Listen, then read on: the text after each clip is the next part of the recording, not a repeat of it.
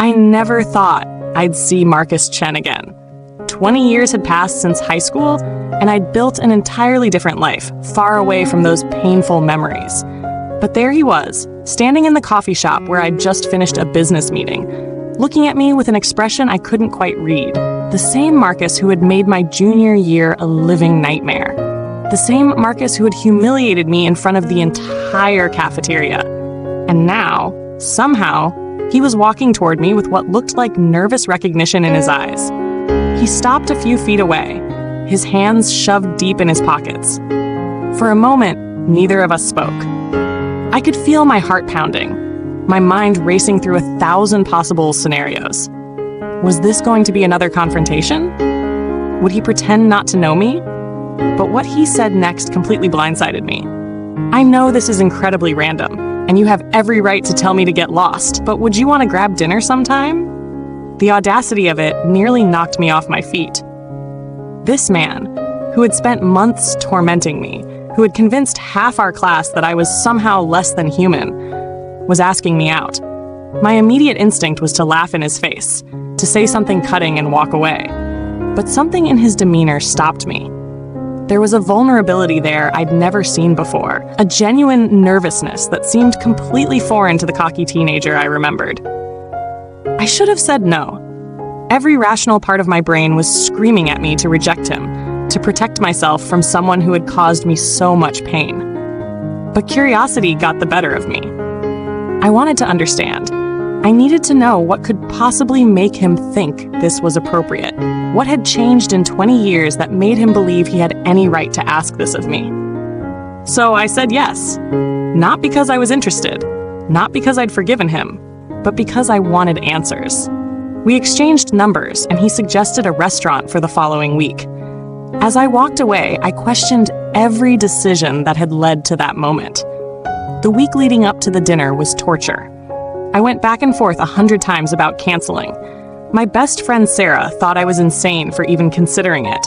She reminded me of everything Marcus had done. The rumors he'd spread about me, the way he'd tripped me in the hallway and laughed while I picked up my scattered books, the cruel nickname he'd given me that stuck for months. She was right to be concerned, but something compelled me forward. When the evening arrived, I dressed carefully, not to impress him, but to armor myself with confidence. I arrived at the restaurant first, choosing a table near the door in case I needed a quick exit. Marcus showed up exactly on time, looking more put together than I expected. The cocky swagger I remembered was gone, replaced by something more subdued, more genuine.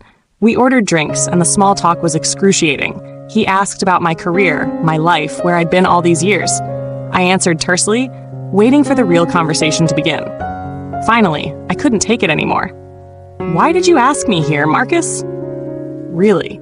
He set down his glass and took a deep breath. What came next was not what I expected. He told me he'd been in therapy for the past 5 years, that he'd been working through a lot of issues stemming from his own troubled home life, issues that had manifested in terrible ways during high school. He told me that his therapist had encouraged him to make amends with people he'd hurt, but that this wasn't just about checking boxes on some redemption checklist. "I was a monster to you," he said, his voice breaking slightly. And I've thought about it almost every day since graduation. The shame of who I was, the pain I caused people who didn't deserve it. You especially. You were kind, quiet, talented, and I targeted you because seeing you hurt somehow made me feel less empty inside. How sick is that? I sat there, stunned. This level of self-awareness, this raw honesty, it wasn't what I'd prepared for. I'd expected excuses, minimization, maybe even denial. Not this.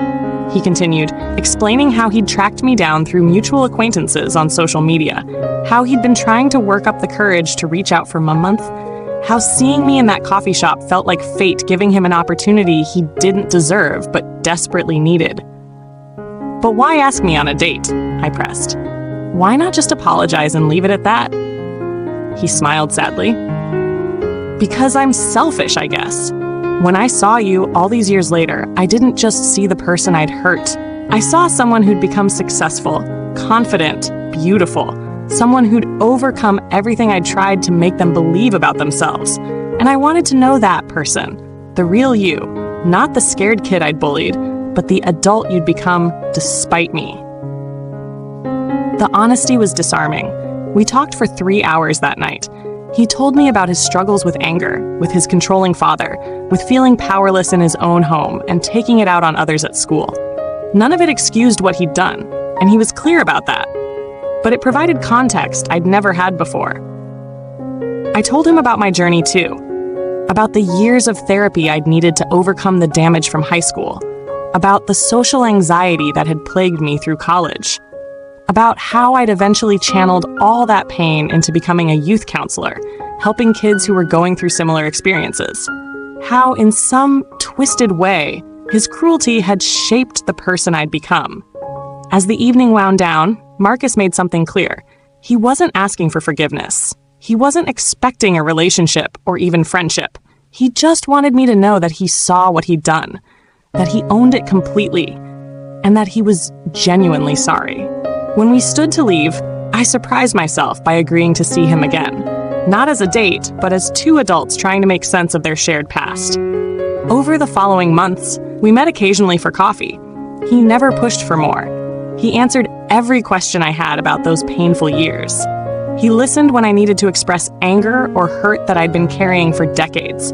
Something unexpected happened during those conversations. I began to see Marcus not as the bully who tormented me, but as a deeply flawed human being who'd done terrible things and was genuinely trying to be better. Forgiveness came slowly, cautiously, but it did come. We never dated. That initial ask turned out to be a misguided attempt at connection from someone who didn't quite know how to make amends properly. But we did become something like friends, or at least two people connected by shared history and mutual growth. Looking back now, I'm glad I said yes to that first dinner. Not because Marcus deserved my time or attention, but because I deserved closure. I deserved to confront my past on my own terms, to see that the person who'd hurt me was no longer the monster in my memories, but a changed human being carrying his own regrets. 20 years later, my high school bully asked me on a date, and in the most unexpected way possible, it became one of the most healing experiences of my life. Not because bullying should be forgiven easily, or because victims owe their tormentors anything at all, but because sometimes understanding where hurt comes from helps us release its hold on us, and that freedom, that peace, was worth every uncomfortable moment.